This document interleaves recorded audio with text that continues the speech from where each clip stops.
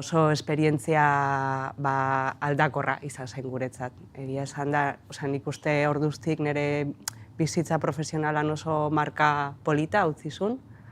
Aurrerago ondorengo bateko moduko klik hori egin genuen. Berria ondoren edo, ez dakit paraleloki, ari ginen edo nahi genuen zerbitzu berri bat martxan jarri.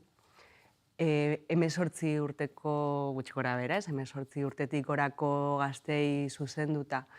Eta igual helburu nagusia zen beraien proiektuak erraztea, gure rola bigarren neurrikoa ez, edo pausu bat atzera ematea, batez ere beraien hortarako beharrezkoak diren trebakuntzak garatzeko, eta orduan aprobetxatu genuen berrian landutako puntu horretan zerbitzu hau beste modu batean irudikatzeko.